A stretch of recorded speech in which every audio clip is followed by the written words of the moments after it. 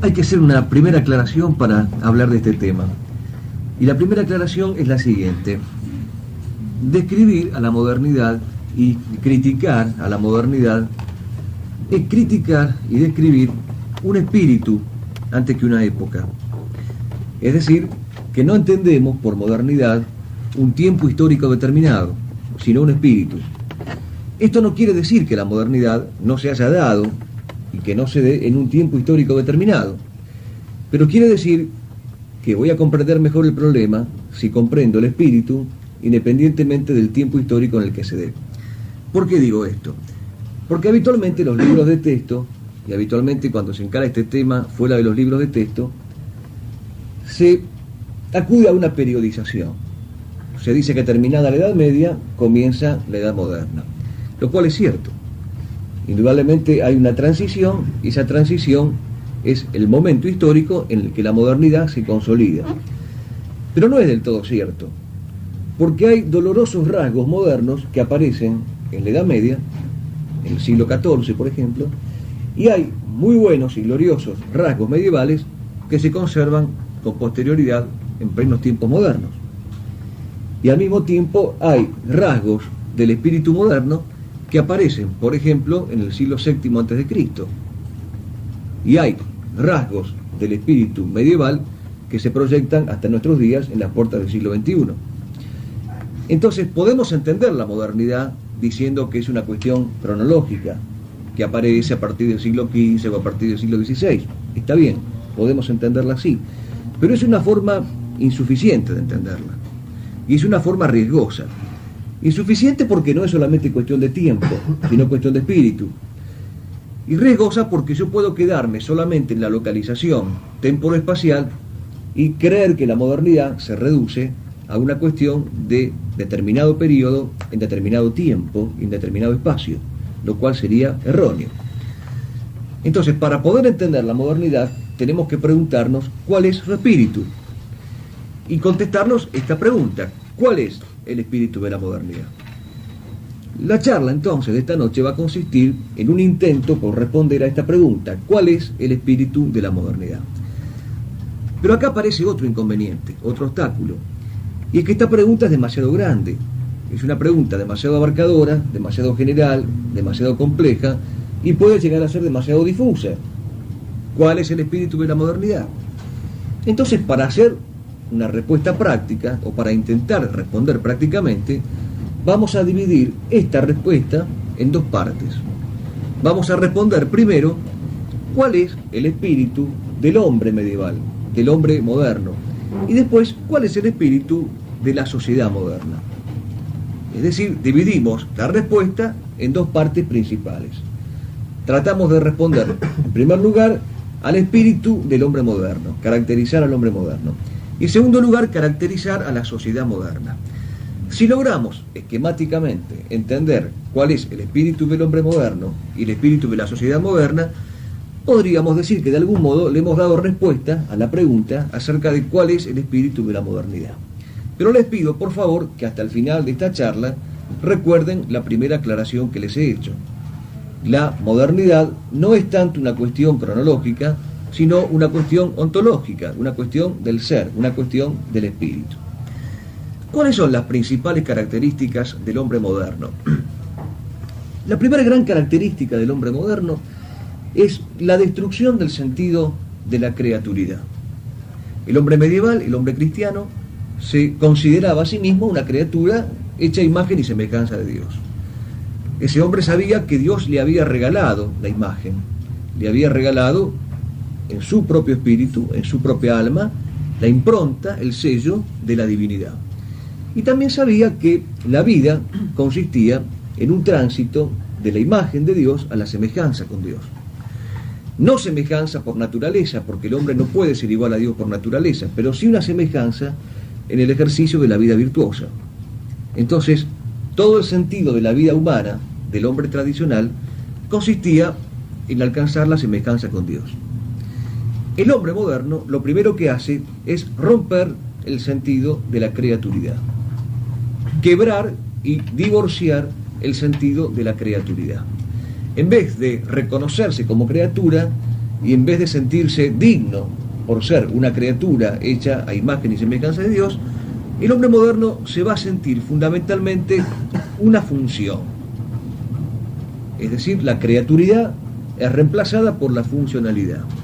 Y ese hombre se va a reconocer a sí mismo como una función social, como una función económica, como una función política, como una función instintiva, como una función sexual. Sucesivamente se va a ir reconociendo como funcionalidad. Pero a medida que se va reconociendo como funcionalidad, va abandonando el sentido de criaturidad. Es el primer rasgo antropológico del hombre moderno. Otro rasgo importante para caracterizar a este hombre moderno es el subjetivismo. Este hombre, así considerado, ya no como criatura, sino como función, parte del supuesto de que las cosas son como el sujeto las piensa y como el sujeto las ve. Por encima de la adecuación del sujeto a la realidad, que era algo típico del hombre realista de la tradición, el hombre del espíritu moderno va a decir: las cosas son como a mí me parecen. Y subrayo el como a mí. Las cosas son como yo las veo, como yo las pienso. Permanentemente el yo, el a mí, está subrayado. Es decir, hay un abultamiento del yo, hay una exageración del yo, hay un egocentrismo. Y un abultamiento del sujeto tan grande que se va a creer que el sujeto es el creador del significado de la realidad. Este hombre subjetivista va a tener el atrevimiento y la insolencia de decir que no solamente las cosas son como a mí me parecen, lo cual ya es grave, sino que va a avanzar más todavía. Y va a decir: las cosas son si a mí me parecen. Las cosas existen si a mí me parecen. Este subjetivismo, dicho en términos un poco más estrictos, un poco más técnicos, tiene su desemboque. Y este desemboque, dicho en términos más estrictos, más técnicos, es el de la autonomía del juicio individual. ¿Qué quiere decir esto? Quiere decir que ese hombre despojado de su condición criatural va a creer que su propio juicio personal, subjetivo, el del yo, el del mí, el de a mí me parece, ese juicio es autónomo, no tiene que rendirle cuentas a nadie, no depende de nada ni de nadie, no está subordinado a la realidad. El hombre tradicional sabe que su juicio está subordinado a la realidad. Yo no puedo decir que esto es un reloj, ni puedo decir que esto es un vaso. Tengo que sujetar mi juicio a la realidad. Y en última instancia tengo que sujetar mi juicio al juicio de Dios. En cambio, en el hombre del espíritu moderno, el juicio se independiza y se autonomiza respecto de Dios y respecto de la realidad. Y por lo tanto se cae en la autonomía del juicio individual. ¿Cuál sería el representante de tantísimos que hay más importante de esta rebelión del hombre contra la realidad y contra el juicio de Dios? El nombre clave para entender este proceso del espíritu de la modernidad es Lutero. Lutero es el hombre que dice: a partir de ahora, la palabra de Dios será como yo la interprete. A partir de ahora no existe la cátedra de la unidad, que es la cátedra de Pedro, pero sí existe la cátedra de mi conciencia. A partir de ahora no existe el magisterio unívoco e infalible de la Iglesia, pero sí existe mi propia infalibilidad personal, subjetiva. Entonces, hasta la Sagrada Escritura puede ser interpretada libremente. Y es más, este hombre del subjetivismo puede decir: hasta la Sagrada Escritura existe si yo la interpreto. No solamente es como a mí me parece que es, sino que es porque yo la interpreto. Y las religiones serán a partir del momento en que yo interprete libremente la Sagrada Escritura. Hay otro rasgo también que define al hombre de la modernidad, y que es la convicción, la creencia de que esa razón que se ha independizado, que ha cobrado vuelo propio, que se ha autonomizado, de que esa razón es suficiente. Es decir, que le basta al hombre con su razón. Pero una razón que a su vez ha sido reducida a pura capacidad discursiva, cuando en el hombre la razón no es solamente capacidad discursiva, sino que es también capacidad intelectiva e intuitiva. En el hombre, su razón no es solamente un instrumento mecánico que le permite aprender las tablas de multiplicar. En el hombre, la razón tiene también una faz y un componente superior que es comprensivo, aprensivo, intuitivo. En cambio, el hombre moderno reduce toda la razón a la razón discursiva, a la razón instrumental, y hace de esa razón, así reducida, la única fuente de conocimiento, negando la presencia de la fe, negando la presencia del misterio, negando la presencia del milagro. El hombre de la tradición había dicho creer para entender. El hombre del espíritu moderno va a decir, para entender hay que dejar de creer. Para poder entender y razonar hay que dejar de lado la fe. ¿Cómo se llama esto? Racionalismo. ¿Cuál es la figura que representa este pensamiento racionalista? Por supuesto, buscamos la figura, no quiere decir que sea la única. La gran figura del pensamiento racionalista es Descartes. Justamente él es el equivalente a Lutero en el plano filosófico. Lo que Lutero aplicó en el ámbito de la teología será trasladado por el pensamiento cartesiano al ámbito de la filosofía. Otra característica del hombre del espíritu de la modernidad es el querer, con su razón autónoma y con su razón autosuficiente, el querer criticarlo todo, absolutamente todo. No hay límites en la crítica. No puede dejar de ser criticado Dios, porque nada puede detener al sujeto. No puede dejar de ser criticada la eternidad. No puede dejar de ser criticada la idea de la muerte. Ningún valor humano o divino puede dejar de ser criticado. ¿Y criticado desde qué punto de vista? El mío, el personal, el subjetivo. Entonces, esto que aparece en el espíritu de la modernidad también tiene un nombre y se llama criticismo. El criticismo es la manía y la furia de la razón autónoma, desenfrenada e hipertrofiada en su capacidad puramente mecánica y discursiva, que pretende desmontarlo todo, sin ningún límite humano ni divino. ¿Cuál es el representante de esta corriente criticista? Así como Lutero nos representa el subjetivismo en el orden de la fe y Descartes el racionalismo en el orden filosófico, ¿cuál es el representante del criticismo? Más claro, más elocuente, más inequívoco, Kant. Kant es el filósofo de la crítica. En el prefacio de la Crítica de la Razón Pura, Kant define a su siglo como el siglo de la crítica. Y dice que en vano querrán sustraerse a esa crítica de la razón pura los dioses, que en vano querrán sustraerse a esa crítica de la razón las tradiciones. Nada dejará de ser desmontado por la crítica. Nada dejará de ser tumbado por la crítica. Pero repito, ¿qué crítica? La crítica de mi razón ensoberbecida, de mi razón envanecida, de mi razón autónoma, de mi juicio individual. Y hay otra característica del espíritu del hombre moderno, que es la convicción de que las cosas se agotan exclusivamente en lo natural. La vida humana se agota exclusivamente en la tierra. No hay trascendencia, no hay más allá. Como que no hay creaturidad, como que no hay avanzar de la imagen de Dios a la semejanza con Dios, tampoco hay una preocupación ultraterrena, tampoco hay una preocupación por la vida postrera. Lo que en el hombre tradicional era una gran preocupación y que consistía en estar atento a lo que el catecismo llama las postrimerías, muerte, juicio, infierno y gloria, en el hombre del espíritu moderno desaparece y se extingue.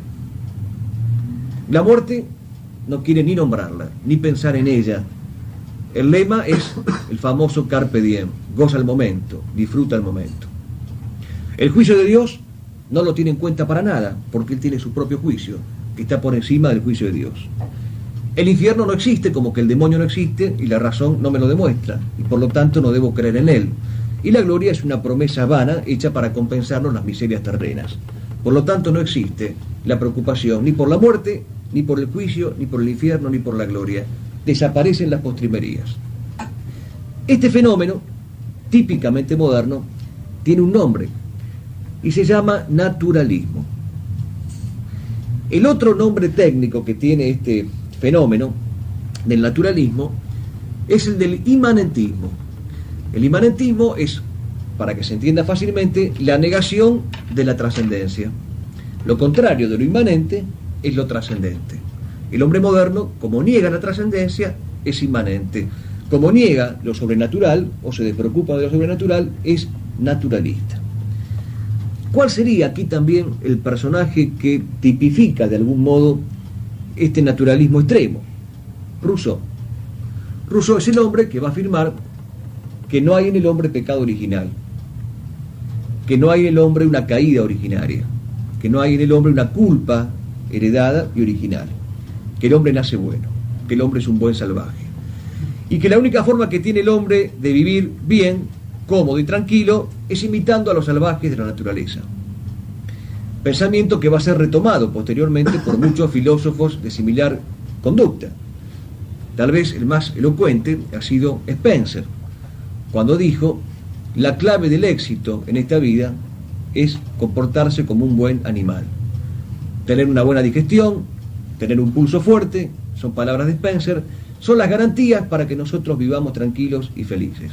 La felicidad de potrero verde. Estamos todos convertidos en rebaño, apacentados, sin preocuparnos por las postrimerías. Naturalismo. Entonces, vamos a repasar estas características. Hay subjetivismo, hay racionalismo, hay criticismo y hay naturalismo. Pero hay otra maldita característica del espíritu moderno que está muy ligada a las anteriores, pero que por la importancia que tiene hay que dedicarle un párrafo aparte. Y es el error del idealismo. El idealismo es un típico error del espíritu moderno que transforma al hombre para mal, como lo transforma el naturalismo, el criticismo, el subjetivismo y el racionalismo. ¿En qué consiste el error idealista? Es una consecuencia directa de los errores anteriores. Consiste en negar que la realidad tenga primacía sobre el pensamiento y en creer que el pensamiento tiene primacía sobre la realidad. Esto, dicho en forma más sencilla, es exactamente lo mismo que decíamos hace un rato. Las cosas existen si yo las pienso. Entonces, la prioridad la tiene el sujeto pensante y no la realidad. Pero las consecuencias del fenómeno del idealismo son muy graves y hasta el día de hoy seguimos pagando la consecuencia del idealismo. Porque el idealismo no es lo que sencillamente nosotros creemos cuando usamos la palabra de entrecasa, el tener ideales. El idealismo juvenil es una cosa, es una acepción un poco imprecisa de la palabra y con características positivas. Hablamos de los jóvenes idealistas o de los adultos idealistas en un sentido afirmativo, pero en sentido estricto y preciso, el idealismo es un error funesto y grave cuyas consecuencias, les repito, seguimos pagando. ¿Por qué seguimos pagando las consecuencias del idealismo? Porque el mundo moderno es idealista. El mundo moderno es el mundo del opinionismo. Cada cual tiene su opinión y todas las opiniones valen exactamente lo mismo. Una de las consecuencias del idealismo es el opinionismo. Una de las consecuencias del idealismo es el antidogmatismo. No puede haber dogmas. Cada cual tiene su verdad. Cada cual fabrica su verdad. Cada cual reproduce su verdad. Otra consecuencia del idealismo es el ecumenismo. Todas las religiones, todas las creencias deben ser homologadas, deben ser niveladas, porque cada cual fabrica su propia creencia, cada cual reproduce su propia creencia, cada cual asimila y acomoda su propia convicción religiosa. Y por lo tanto, todo es una inmensa torre de Babel en donde no hay que hacer ningún distingo, porque sería violentar la primacía del sujeto que piensa y que dice, esto es así porque yo lo pienso y a partir del momento que yo lo pienso. El idealismo ha engendrado el pluralismo, la creencia en que la pluralidad de opiniones, la pluralidad de creencias, de convicciones, de verdades, es legítima y que todas se pueden negociar, absolutamente todas se pueden negociar. ¿Cuál es la figura que representa este error idealista? La gran y terrible por su inteligencia, figura del idealismo que patrocina el resto de los idealismos es Hegel. No se puede decir que Hegel sea el inventor del idealismo, porque no lo es, pero tal vez es el sistematizador y el estructurador más férreo que el idealismo tiene. Y todos los idealistas, hasta nuestros días, se siguen mirando en él. Hay otra característica que tiene el espíritu del hombre moderno, y que también es consecuencia de las anteriores. Y esta otra característica es afirmar que la vida práctica, la vida de lo útil, tiene primacía por encima de la inútil vida contemplativa. De manera tal que el hombre debe dejar de lado las vocaciones contemplativas, las vocaciones inútiles, debe dejar de lado la vocación del monje, la vocación del claustro, de la celda, del estudio, de la vida del magisterio, debe dejar de lado esas vocaciones porque son improductivas, no producen absolutamente nada, son vocaciones inútiles a los ojos del mundo, y debe lanzarse a la utilidad, debe lanzarse al provecho, debe lanzarse al éxito, debe lanzarse a ser el campeón de todos los éxitos mundanos posibles. La tradición había dicho, con el Evangelio, de qué le vale al hombre ganar el mundo si pierde su alma. La tradición había dicho con nuestro Señor, no acumuléis tesoros en la tierra donde el polvo lo ensucia y lo roban los ladrones, acumulad más bien tesoros en el cielo. Y había dicho también la tradición con nuestro Señor que el hombre debe imitar en su conducta el comportamiento de los lirios del campo, de las aves del cielo, y que debe buscar siempre el reino de Dios y su justicia, y que lo demás se dará por añadidura. El hombre del espíritu moderno invierte esta ecuación. Lo importante es la utilidad, lo importante es el provecho, lo importante es el éxito. Y se ha impuesto esta moral del éxito, se ha impuesto entre nosotros en nuestros días. El modelo presentado a la juventud es el modelo del yuppie, es decir, el hombre que se enriquece rápidamente, vertiginosamente, siendo todavía lo suficientemente joven como para poder gozar indiscriminadamente de esa riqueza que consiguió tan rápido. Entonces, el espíritu del hombre moderno, y esta es la palabra que lo define, es un espíritu materialista. El materialismo es la otra gran y funesta característica del espíritu del hombre moderno. Y si tuviéramos que encontrar un autor que pudiera resumir, como venimos haciendo en este esquema, el pensamiento materialista, no dudaríamos en poner al frente a Carlos Marx. Pero debemos decir, con honestidad intelectual, que a la vista de lo que vino después y de lo que hay en nuestros días, Carlos Marx parece una novicia de 3 meses.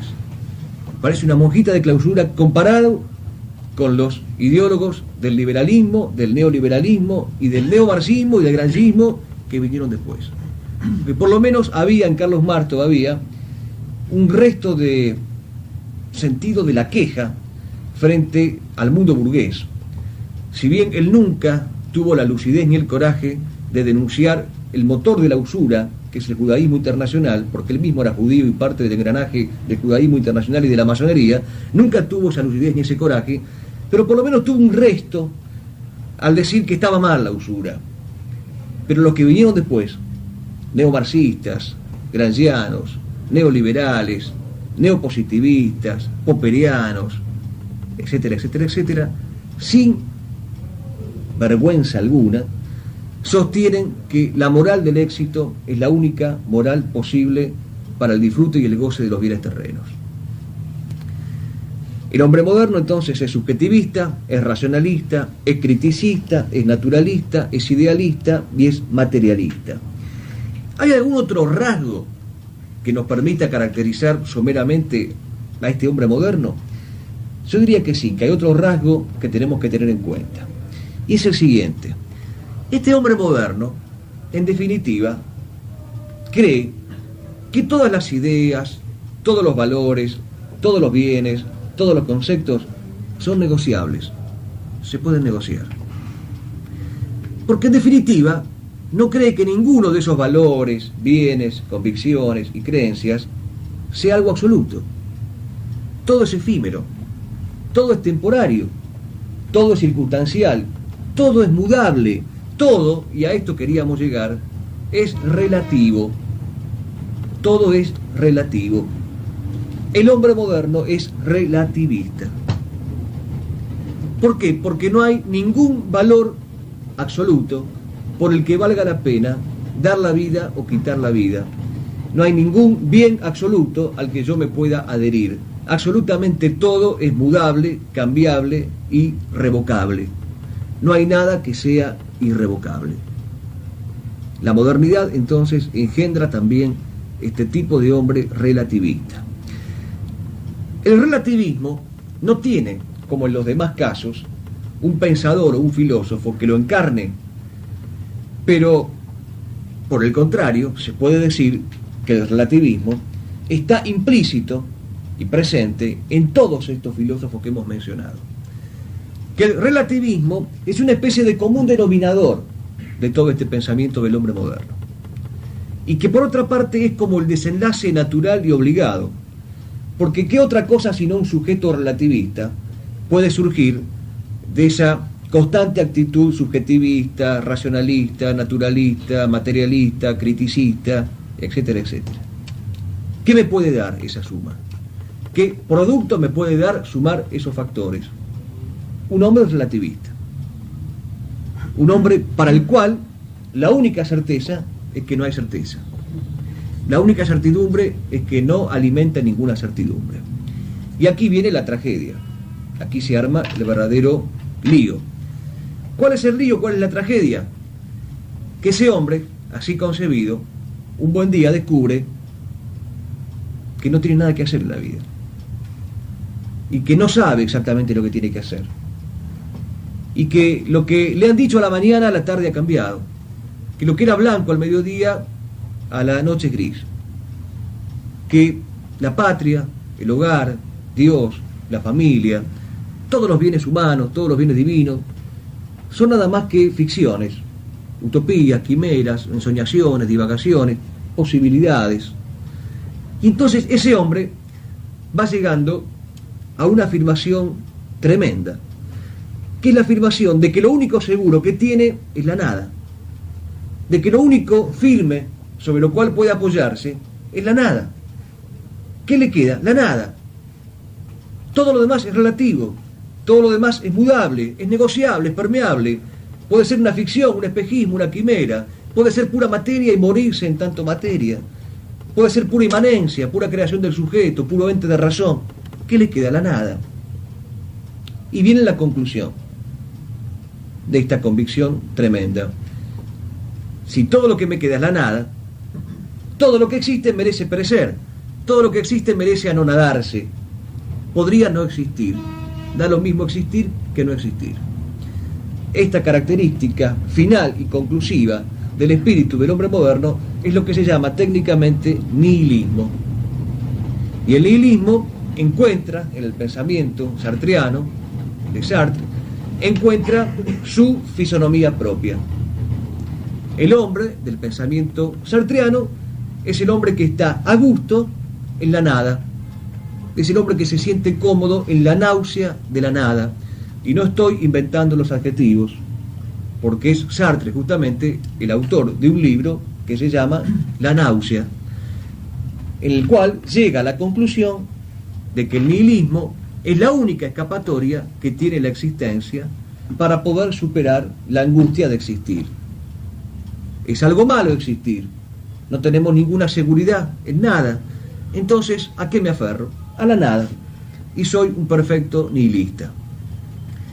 El pensamiento moderno entonces ha destruido al hombre vertical, que era el hombre de la tradición, el hombre con los pies en la tierra y la cabeza en el cielo, y lo ha dado vuelta. Es un hombre que invirtió la proporción y la escala, lo dio vuelta. Es un hombre que está literalmente patas para arriba.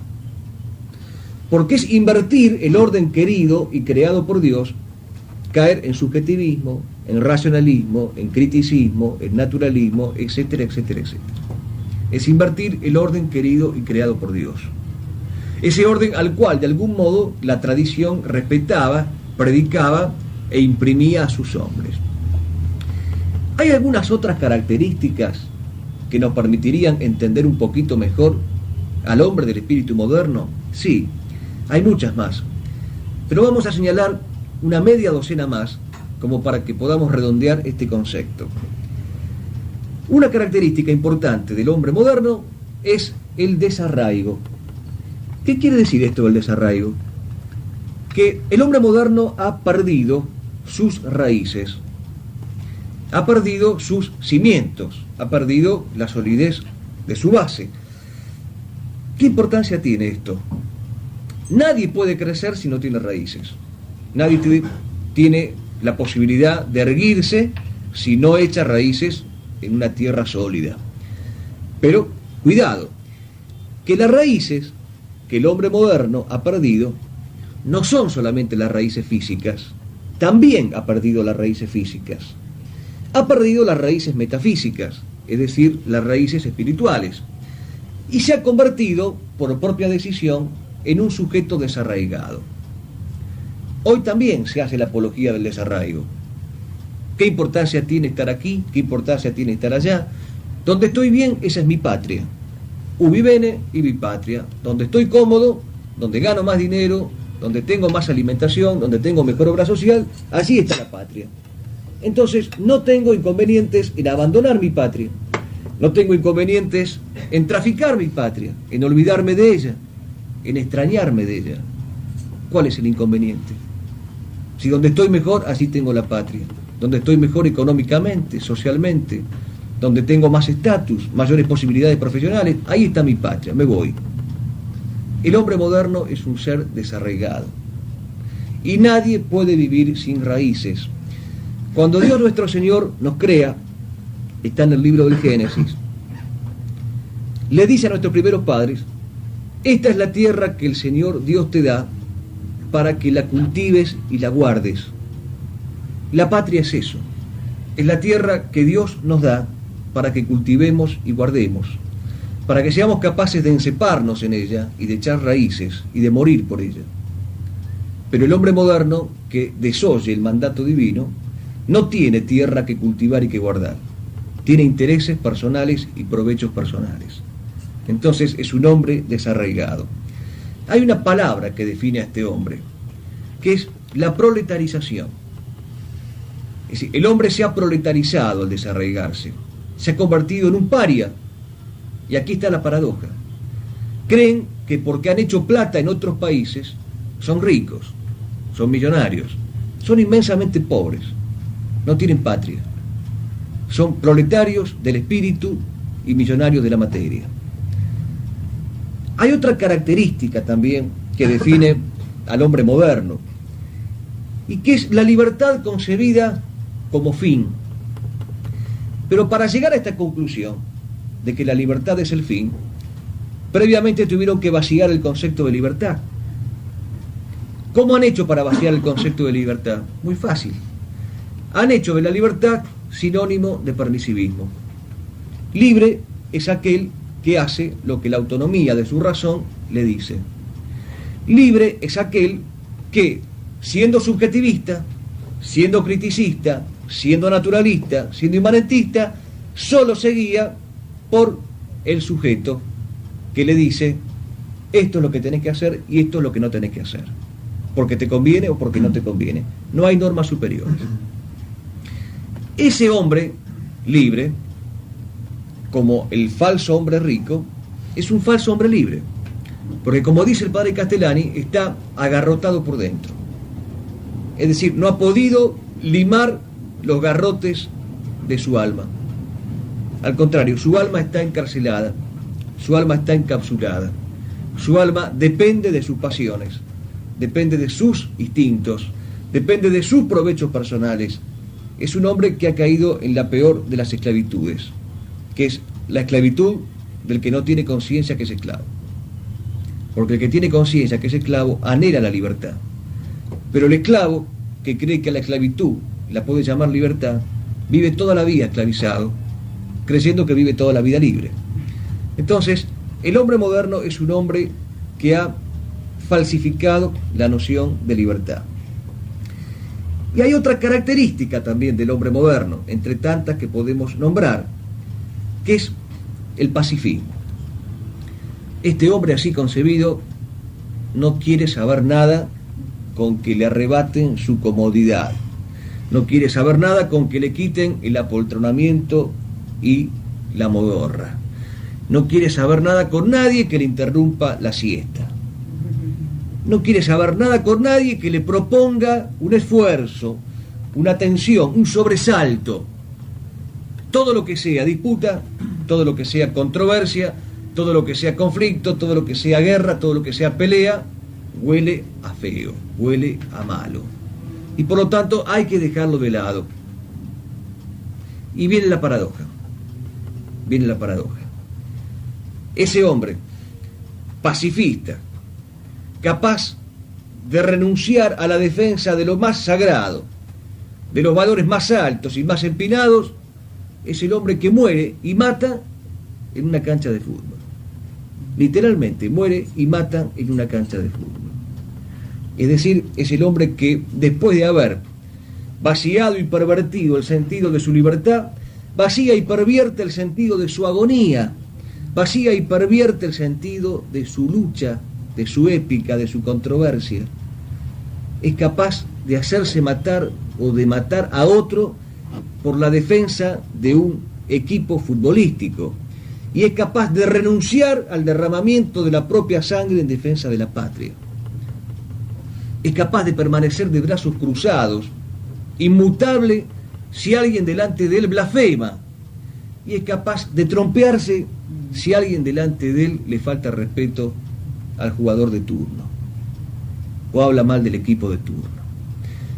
Estamos en presencia de un proceso de degradación y de bestialización muy grande que impide que el hombre sepa por qué tiene que luchar y por qué no debe gastarse ni desgastarse en un combate estéril.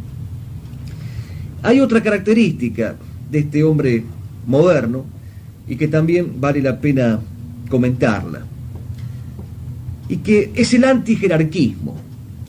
El antijerarquismo es el rechazo por todo lo que sea jerarquía, por todo lo que sea autoridad. Como la autoridad pone en evidencia que todos no somos iguales, y como el hombre moderno quiere ser igualitarista, y se sabe igualitarista, la autoridad le molesta. La autoridad de un padre, la autoridad de un esposo, la autoridad de un sacerdote, la autoridad de un guerrero, la autoridad de un estadista, la autoridad de un héroe, la autoridad de un santo. Lo dice claramente Carlos Marx y Federico Engels. La jerarquía engendra odio. La diferencia jerárquica engendra odio. Por lo tanto, hay que suprimir las diferencias jerárquicas. Somos todos iguales. Como decía el padre Castellani, igualdad, oigo gritar al jorobado Fontova y me pongo a cavilar, ¿querrá verse sin joroba o no querrá jorobar? ¿En qué consiste el igualitarismo propuesto por este antijerarquismo? ¿En que todos seamos espigas altas? No, en que todos seamos rastreros. En que todos seamos cortados y nivelados por la misma siega, por la misma hoz demoledora. Se acabaron las jerarquías.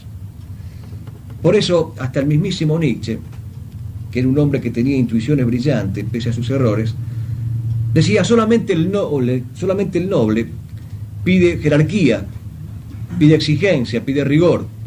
El plebeyo pide libertad y ancha Castilla, es decir, lo que venga. Somos todos iguales. La masificación. Este es el punto al que yo quería llegar con estas últimas caracterizaciones que hago del hombre moderno. El hombre moderno es un sujeto masificado, es un sujeto gregarizado, un sujeto convertido en masa. Pero no se confundan creyendo que el hombre masa es solamente el que en una multitud se despersonaliza y se convierte en un engranaje de la multitud. Ese es el aspecto más inofensivo del hombre masa. No digo que sea un aspecto carente de gravedad, digo que es el aspecto más inofensivo del hombre masa. Siendo un aspecto grave, es el aspecto más inofensivo. El aspecto más terrible del hombre masa es que, por su masificación espiritual, él prefiere siempre lo más por sobre lo mejor. Confía siempre antes en la cantidad que en la calidad. Apuesta primero a la ley del número antes que a la ley de la verdad. Su mayor preocupación está centrada en no quedar al margen de la cantidad, de lo cuantitativo, de lo numérico, de la aritmética. Es el hombre de la estadística, del sondeo de opinión y de la encuesta. Es el hombre pendiente de las últimas encuestas callejeras, de las últimas estadísticas, de los últimos guarismos, de los últimos números. Pendiente de las últimas informaciones que se deduzcan de esas últimas cifras.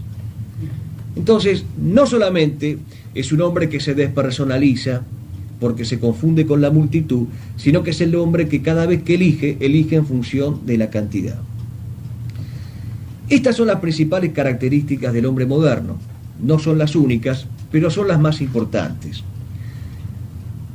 Y si tuviéramos que caracterizar a la sociedad moderna, si tuviéramos que hacer lo mismo que hicimos con el hombre, con la sociedad, si tuviéramos que armar un pequeño esquema que nos permitiera caracterizar a la sociedad moderna, apelaríamos también al mismo criterio anterior.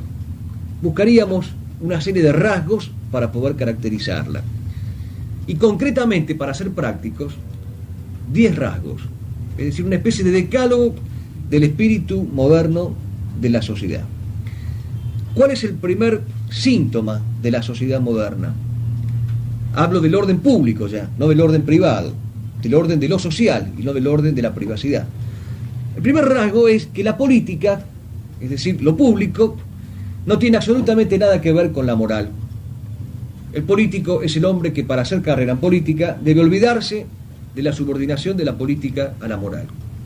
Esto es lo que se llama técnicamente maquiavelismo político, y cuya fórmula más conocida y más difundida es que el fin justifica los medios. Todo vale con tal de llegar al fin. ¿Cuál es el fin? El poder, por el ejercicio mismo del poder y para poder usufructuar cómodamente del poder. Por lo tanto, cualquier medio me viene bien y no importa la subordinación al orden moral. Por eso Maquiavelo decía que el gobernante debe ser astuto como un zorro y como un león, contrariando a Santo Tomás, que había enseñado que la virtud del gobernante por excelencia es la prudencia, y que si algún adorno tiene la virtud de la prudencia es la sagacidad, pero no la astucia, porque la astucia es la deformación de la sagacidad. Por otra parte, el hombre puede ser sagaz, el animal es astuto. Por eso Maquiavelo pone el ejemplo del zorro y el ejemplo del león. Es decir, hay una animalización de la política como corolario de la animalización del hombre que veíamos antes. Porque si Spencer nos decía que la clave del éxito en esta vida es convertirse en un buen animal, de eso se sigue que la clave del éxito político en esta vida es convertirse en un buen zorro, en un buen león, y por la astucia y por la fuerza y por la habilidad ganar las elecciones. Estamos en el terreno del maquiavelismo político. La otra característica de la sociedad moderna es el abandono de la idea del bien común completo. En la tradición política, al príncipe cristiano le importaba el bienestar de su pueblo, pero el bienestar de su pueblo estaba ordenado a la virtud, y el bienestar y la virtud estaban ordenados a la salvación, conforme a ese precepto evangélico ya citado. ¿De qué me vale ganar el mundo si pierdo el alma? ¿De qué me vale disfrutar del bienestar si no me salvo? La sociedad moderna está edificada exclusivamente en la prevalencia del bienestar.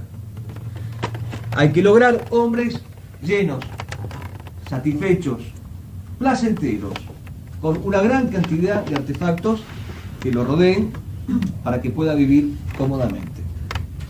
Es decir, al hombre, como dicen vulgarmente las vecinas, no le debe faltar nada. Cuando un marido es bueno, dicen las vecinas, cuando no le hace faltar nada a la señora. ¿Qué es no hacerle faltar nada? Es entregarle magnanimidad, estudiosidad, generosidad, fidelidad, y no